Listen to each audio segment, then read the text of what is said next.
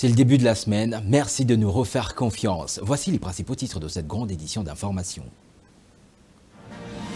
Du 44e sommet de la SADC à Harare au Zimbabwe, le président Félix Tshisekedi ramène l'appui politique, diplomatique et militaire de cette organisation sous-régionale à la résolution de la crise sécuritaire dans l'est de la République démocratique du Congo.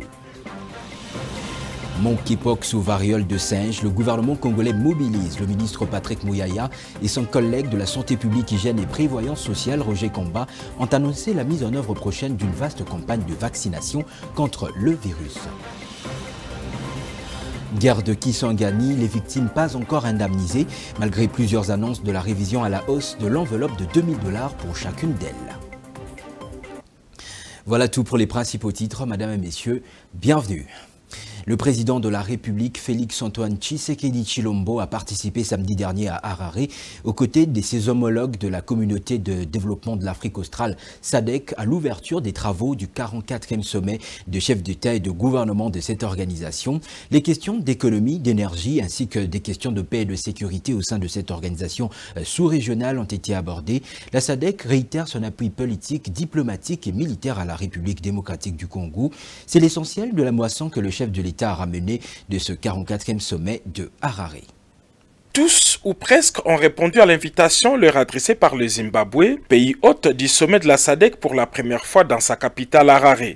Le 44e sommet ordinaire de la SADC se tient à un moment particulier où les défis économiques, politiques et sécuritaires se multiplient en Afrique australe.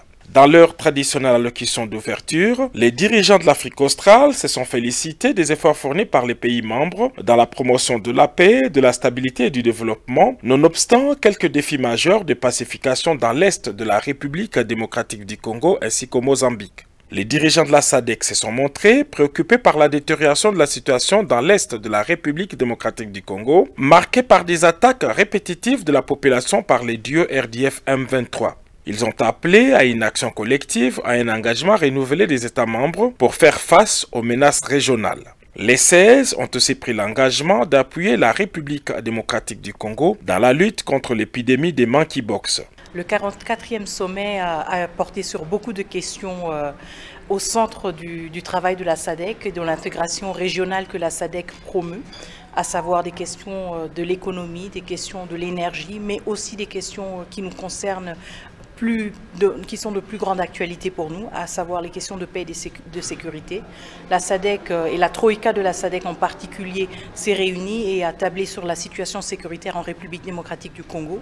Nous pouvons retenir l'engagement continu de la SADC par rapport à la SAMI-DRC, la présence de cette mission de la SADC en République démocratique du Congo, plus précisément au Nord Kivu, et aussi en particulier la présence de militaires de la SADC, à savoir de l'Afrique du Sud, du Malawi et de la République unie de la Tanzanie.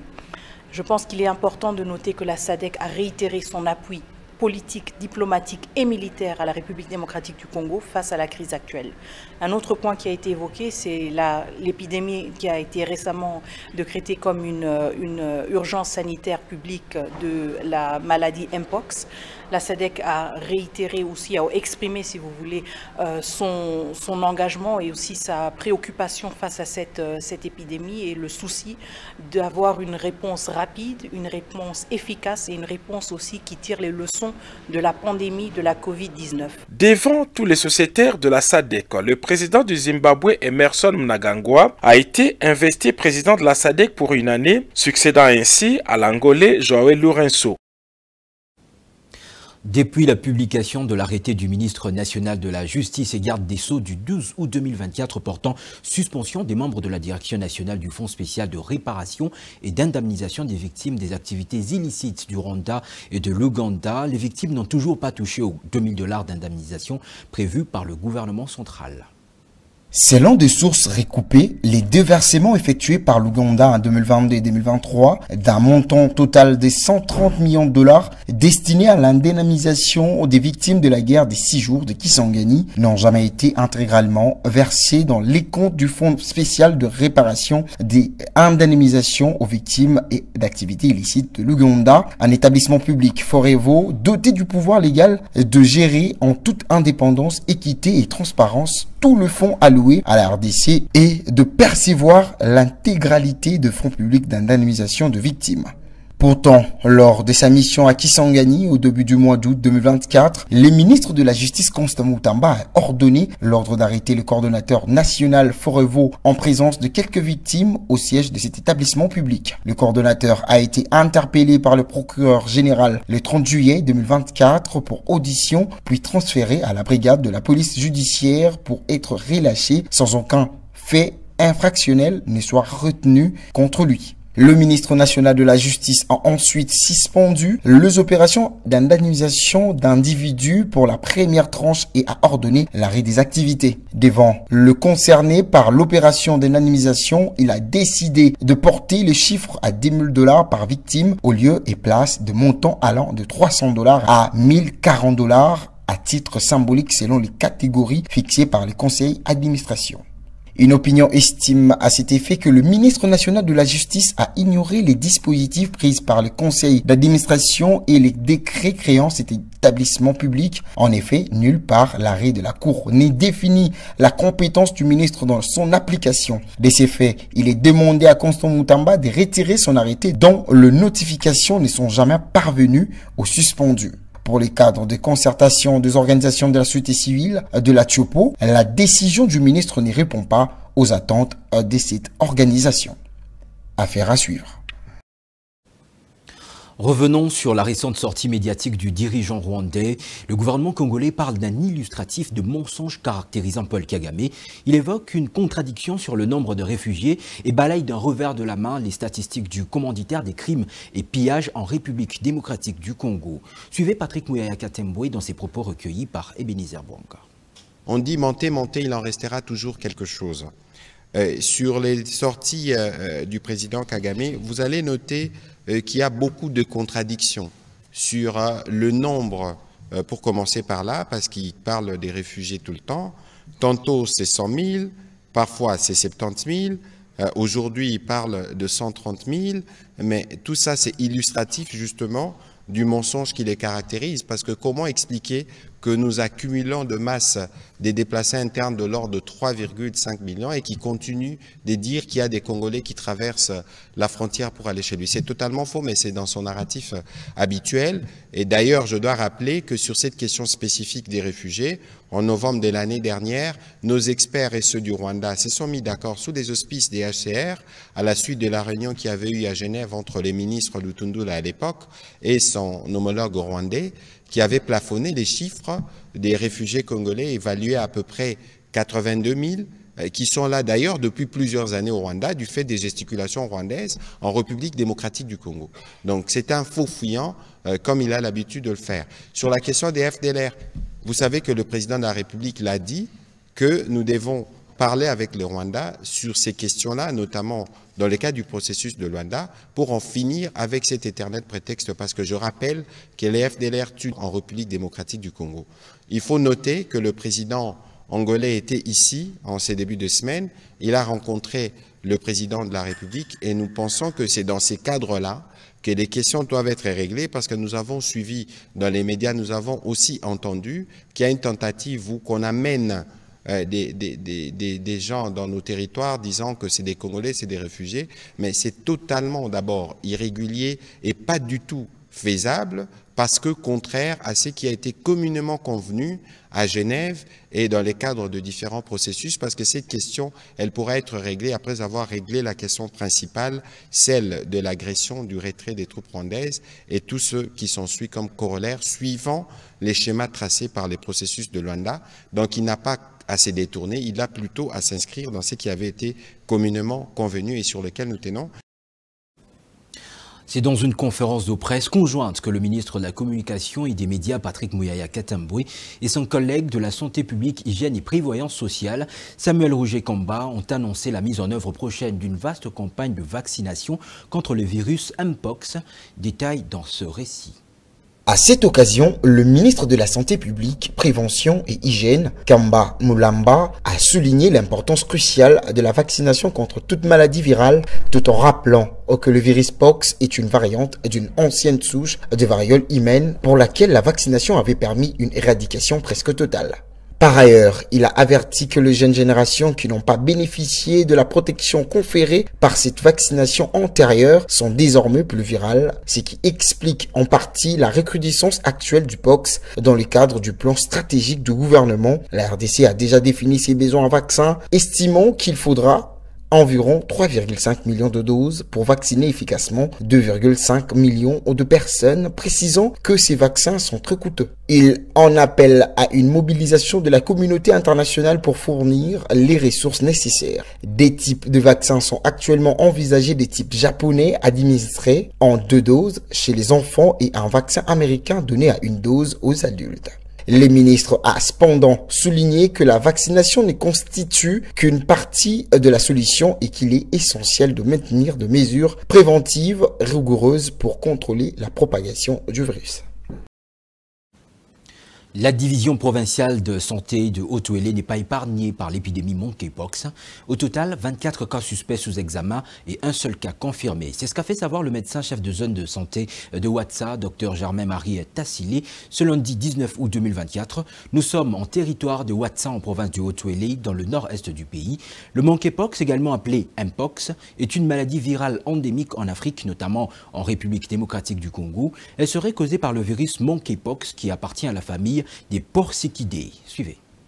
Le médecin-chef des zones de santé d'Ouatsa tire la sonnette d'alarme pour appeler la population de sans juridiction à la vigilance et au respect des gestes et barrières afin de préserver à la contamination de cette maladie virale. Car la division provinciale de santé du Haut-Ouélé n'est pas épargnée de cette maladie. C'est ce qu'a fait savoir le médecin-chef des zones de santé d'Ouatsa, le docteur Germain-Marie Tassilé. Même dans le Haut-Ouélé, il y a des cas qui ont été enregistrés, c'est pourquoi la zone de santé de Ouatsa n'est pas épargnée. Donc, l'épidémie de monkeypox, c'est une menace pour nous, la zone de santé de Ouatsa. L'épidémie de monkeypox, c'est une urgence au niveau de la région africaine. La zone de santé de Ouatsa est en danger, vu la fréquentation de la population, car Ouatsa, c'est un territoire qui englobe la population de plusieurs régions. Il tient de rappeler que, en 2024, le nombre de cas a continué d'augmenter, touchant 23 des 26 provinces du pays, avec un cumul de 15 000 cas suspects et un peu plus de 500 décès. Les magistrats font de plus en plus l'objet d'une attention particulière de la part du pouvoir exécutif. C'est dans ce cadre que le Conseil supérieur de la magistrature, à travers son président Dieudonné Kamoulita et l'entreprise d'assurance Activa RDC, via son directeur général Patrick Nou, ont signé une convention d'assurance santé, prévoyance et frais funéraires pour près de 5 000 magistrats du pays. La cérémonie a eu lieu en début du week-end dernier au siège de la Cour constitutionnelle à Kinshasa-Gombe. Après la signature du protocole d'accord pour la construction des résidences dignes pour les magistrats dans leur cité située à Maluku, c'est maintenant la couverture santé, la prévoyance et les frais funéraires. C'est à cette fin que les présidents du Conseil supérieur de la magistrature, Dieudonné Kamoulita Badibanga, et le directeur général d'Activa RDC Patrick Nou ont signé ce vendredi 16 août 2024 une convention d'assurance au profit d'environ 5 000 magistrats du pays. Cette étape constitue un motif de satisfaction pour le DG d'Activa RDC. Déjà, je tiens à remercier chaleureusement le président du Conseil supérieur de la magistrature et toute son équipe, à commencer par le secrétaire général, qui nous ont permis, après des mois et des mois de travail, la mise en place d'une convention pour un régime santé pour l'ensemble des magistrats de la République, ainsi que la mise en place d'un contrat de prévoyance collective pour nos magistrats. Côté Conseil supérieur de la magistrature, son secrétaire permanent Télésphore Ndouba a précisé que les deux parties se sont mis d'accord sur une convention d'assurance maladie et une convention pour des frais funéraires. C'est une convention d'assurance maladie et une convention d'assurance pour les frais funéraires.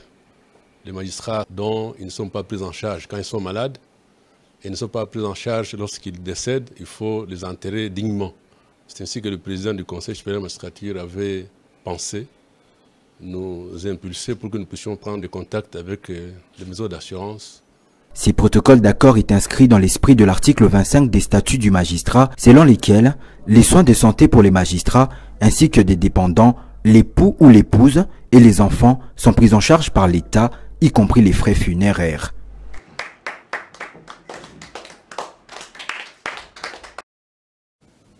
En bref, le gouvernement congolais s'engage à améliorer les secteurs financiers en entreprenant certaines réformes. Des réformes qui ont fait le point d'un échange à Kinshasa le week-end entre le ministre des Finances Doudou Fwamba et l'ambassadrice de la Belgique en République démocratique du Congo, Roxane Bilderling.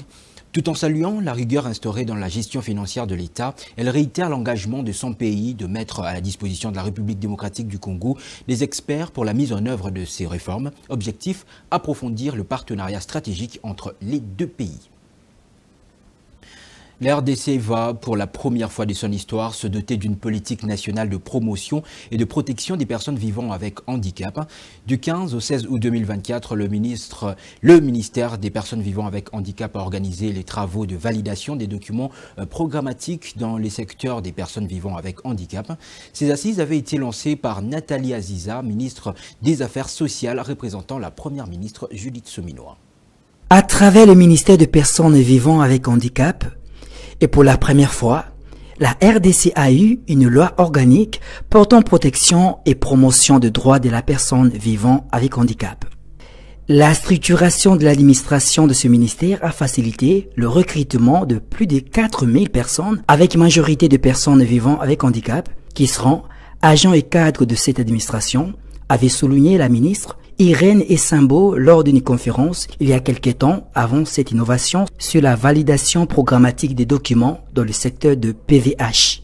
La ministre Essimbo envisage des itinérances à travers toute la République pour vulgariser les lois relatives aux personnes vivant avec handicap. Bien que les défis soient énormes, le gouvernement souminois est déterminé à améliorer les conditions sociales des Congolais en général et de ses compatriotes en particulier. Le successeur de Mwami Désiré Kabaré Rougemanizi II a été intronisé le week-end dernier à Chirunga Kabaré. C'est lui qui était jusque-là appelé Alex Kabaré, a reçu des gardiens de la culture tous les insignes et autres symboles du pouvoir aux petites heures du matin. Avant sa présentation à la population, la journée en présence de plusieurs personnalités originaires de Kabaré. Crispin Kialangaliwa était sur les lieux.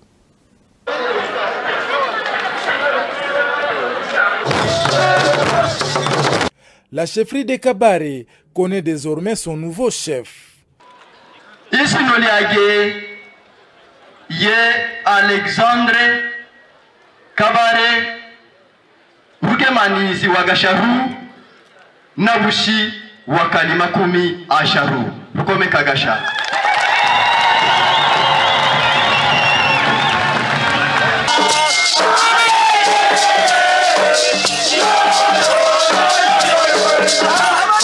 Son intronisation dans les règles coutumières est intervenue aux petites heures du samedi 17 août 2024 à Chirunga par le gardien de la coutume dit Bajinji.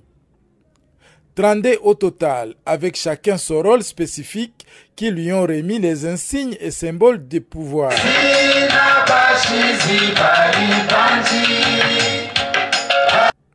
Pendant la journée, le nouveau Mwami a été présenté à sa population par le président des gardiens de la coutume.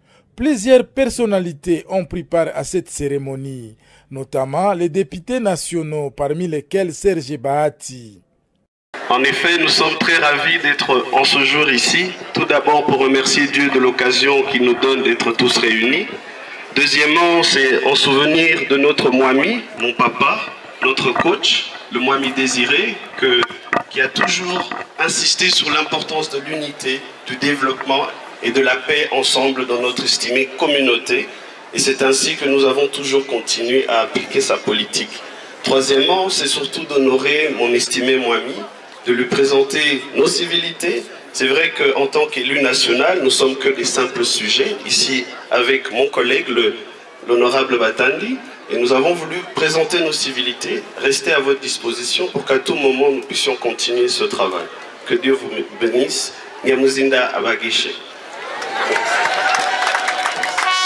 Soigneusement préparé par son prédécesseur et père biologique, le nouveau souverain coutumier de Kabaré inspirait déjà confiance quant à son leadership proactif, rassembleur et innovateur. Merci beaucoup ma population, mes frères, mes sœurs, mes mères, mes pères. Je suis très content d'être devant vous. Je sais qu'ici, Il n'y a pas tout le monde qui part le match. Je vous dis merci. Au nom de la famille Kabaré. Merci beaucoup.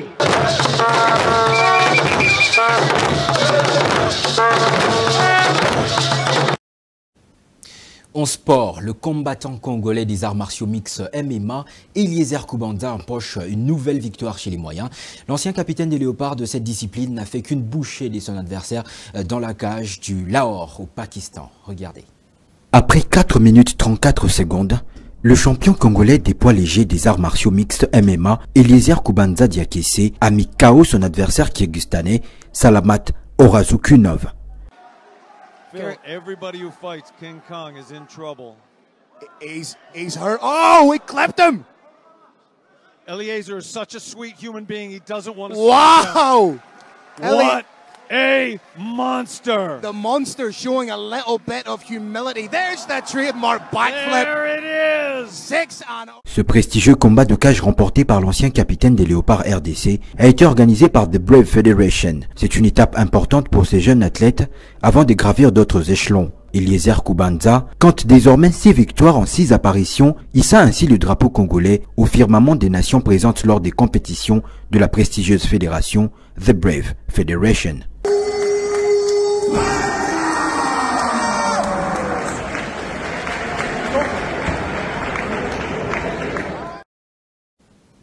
C'est la fin de cette grande édition d'information. Revoici ces grandes lignes. Du 44e sommet de la SADC à Harare au Zimbabwe, le président Félix Tshisekedi ramène l'appui politique, diplomatique et militaire de cette organisation sous-régionale à la résolution de la crise sécuritaire dans l'est de la RDC.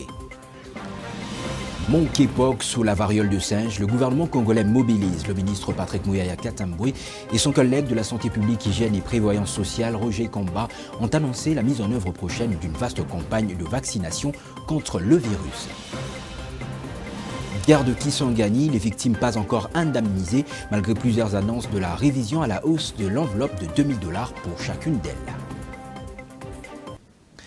C'était un honneur de vous présenter ce journal. Excellente semaine sur Congo 26 Télévision, la chaîne de l'unité nationale.